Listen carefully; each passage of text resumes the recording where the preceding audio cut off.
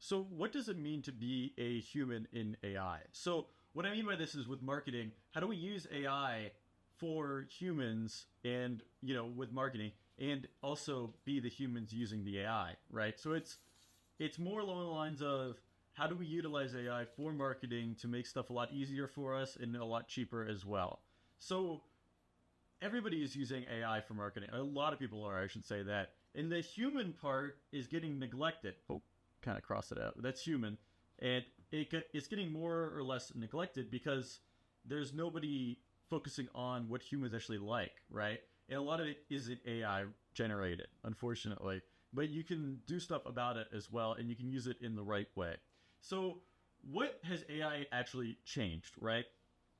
AI has changed how it has changed our focus as well, and it's changed the cost. So that's the big thing is it's a lot cheaper. You do it through AI now instead of like having a artisan for a lot of people. I've seen like billboards which is AI content. To me, it looks terrible, right? And that's my own opinion.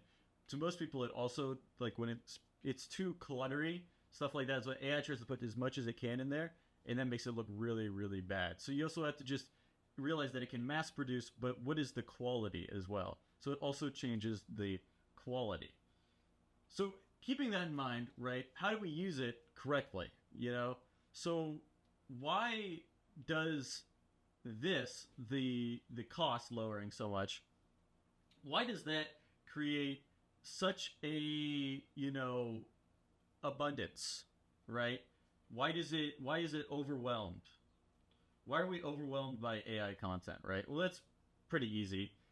There's so much of it, and it's in our face. So we can really tell pretty easily what's genuine with AI content. Of course, it's getting better and better, and I mean, that's just technology, right? It's going to get better and better. But a human actually making it, or at least altering the art, makes it stand out so much when there's so much AI content out there.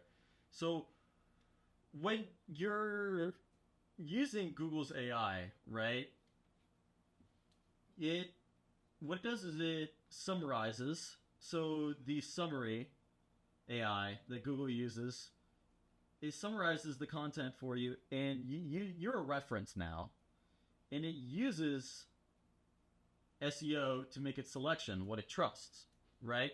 So you want to make sure like you're going to be cited here, not ranked, so it's going to be less like you're going to get less metrics on it.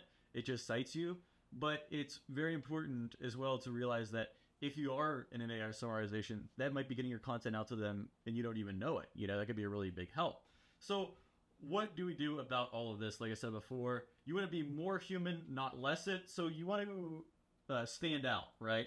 So stand out and be genuinely, have humans do work, human art, make it artistic. Don't make it so bland, make it uniquely yours. Make it yours is like the biggest thing.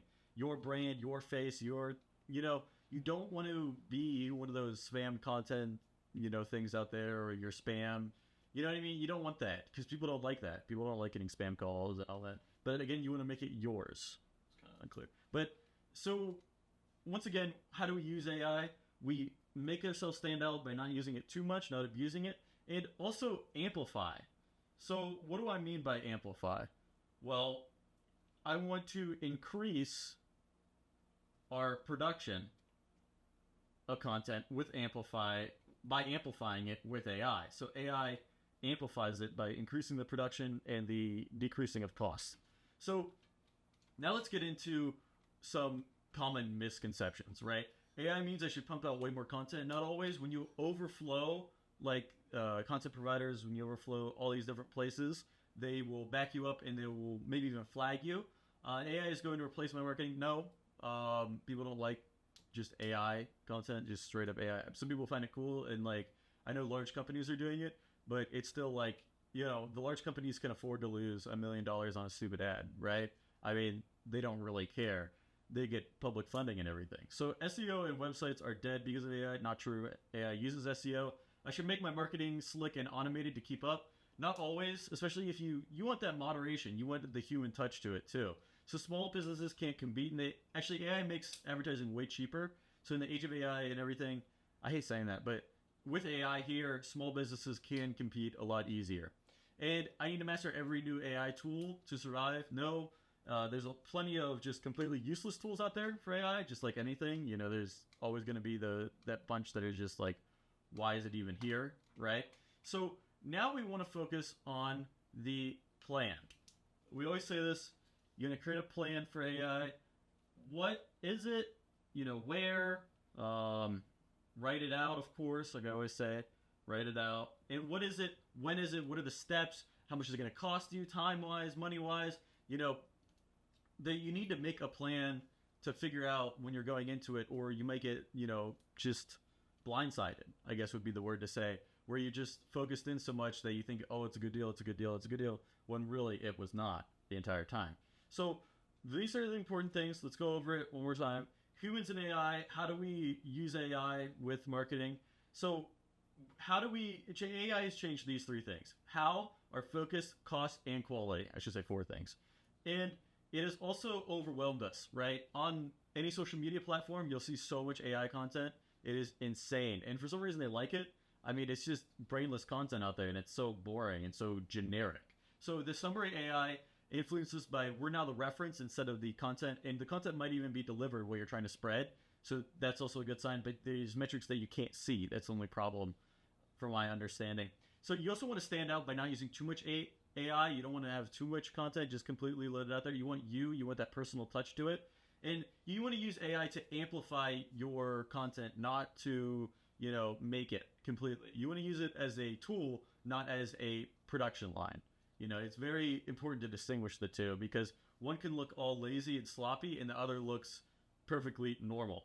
So last but not least, you want to create your plan. You want to think about how much you want to spend, how much you don't want to spend, what are the features you're looking for, you know, write it out like I always say, and it can really help you in the long run. If you have any questions, please let me know. I'm always here. Thank you.